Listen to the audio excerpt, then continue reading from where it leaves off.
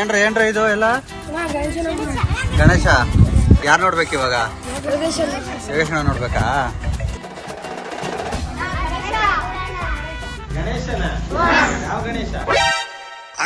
ಸಖತ್ ಆಕ್ಟಿಂಗ್ ಮಾಡ್ತಿದ್ದೆ ಕಣ. ಸ್ನೇಹಿತರೆ, ನಾನು ಇವ್ರನ್ನೆಲ್ಲ ನೋಡ್ತಾ ಇದ್ರೆ ನಮ್ ಚಿಕ್ಕ ವಯಸ್ಸು ನೆನಪಾಗ್ತಾ ಇದೆ. ಹೋದ ವರ್ಷ ನನ್ನ ಕೈಲಿ ಇಲ್ಲಿಂದ ಆಶ್ರಮದಿಂದ ಗಣೇಶ ತಗೊಂಡೋದ್ರು ಯಾರು? ನಾನೇ ಅಂತಂದ್ರೆ ಆಗಲ್ಲ. ಯಾರ್ಯಾರು ಗಣೇಶನ್ ಕೂರಿಸ್ತಾರೆ? ಇಷ್ಟು ಗಣೇಶ ನಾನು ಕೂರಿಸೇ ಇಲ್ಲ.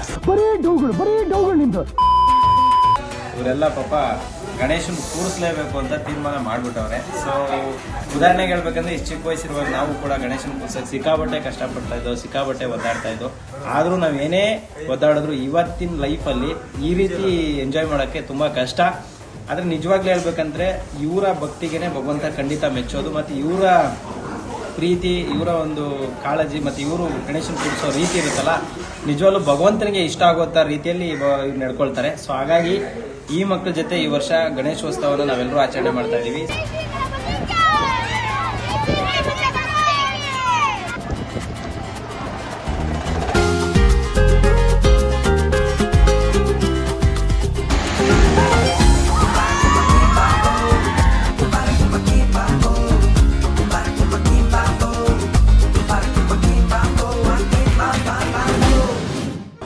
ದೊಡ್ಡ ಗಣೇಶಗಳನ್ನ ಮಾಡಿದ್ದಾರೆ ಇಲ್ಲಿ. ತುಂಬ ವಿಭಿನ್ನವಾಗಿ, ವಿಶೇಷವಾಗಿ, ನೋಡೋದಕ್ಕೆ ಎರಡು ಕಣ್ಣುಗಳೇ ಸಾಲ್ತಾ ಇಲ್ಲ, ಅಷ್ಟು ದೊಡ್ಡ ಪ್ರಮಾಣದಲ್ಲಿ ಮಾಡಿದ್ದಾರೆ.